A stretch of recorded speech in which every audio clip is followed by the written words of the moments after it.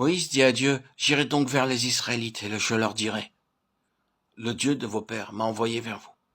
Mais s'ils me demandent quel est son nom, que leur répondrai-je » Dieu dit à Moïse, « Je suis celui qui suis. » Il ajouta, « C'est ainsi que tu répondras aux Israélites, celui qui s'appelle « Je suis » m'a envoyé vers vous. » Exode 3, 13, 14.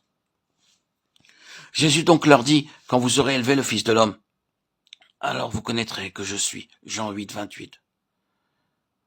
Dans Jean 8, 28, le texte grec dit que moi je suis. D'éternité en éternité, notre Dieu est Dieu. En tant que tel, il n'est limité ni par le temps, ni par l'espace. Considérons brièvement ce fait. Dans le psaume 90, verset 12, le psalmiste déclare « Enseigne-nous à bien compter nos jours, afin que nous appliquions notre cœur à la sagesse, ou que nous soyons portés à la sagesse. » Si les hommes étaient vraiment sages, ils auraient la capacité de compter le nombre de leurs jours. Cependant, le Seigneur n'a pas besoin de compter ses jours, car il est Dieu d'éternité en éternité. Pierre déclare devant le Seigneur, « Un jour est comme 1000 ans, et 1000 ans sont comme un jour. » 2 Pierre 3, 8. Calculer les jours de cette façon va au-delà des possibilités humaines. S'il nous fallait compter les heures comme des semaines et les semaines comme des heures, nous mettrions de la confusion dans beaucoup de choses. Mais en tant qu'être humain, nous sommes assujettis au temps.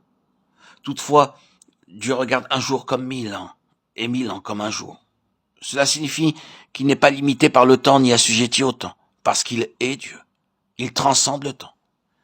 Afin de connaître Dieu et de poursuivre la course qui est devant nous, il est impératif de voir cette réalité divine. Dieu surpasse le temps. Nous ne pouvons pas délimiter Dieu dans le temps. Tout ce qu'il fait transcende le temps. Pour cette raison, tous ceux qui vont vers lui pour être aidés ou affermis spirituellement doivent apprendre à être affranchis du concept du temps.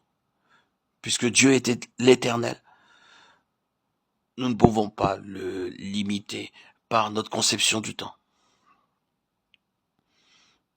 Aussi, tous ceux qui veulent le connaître doivent être délivrés de l'idée générale que nous avons à l'égard du temps. Dieu est celui qui est le grand « Je suis » maintenant.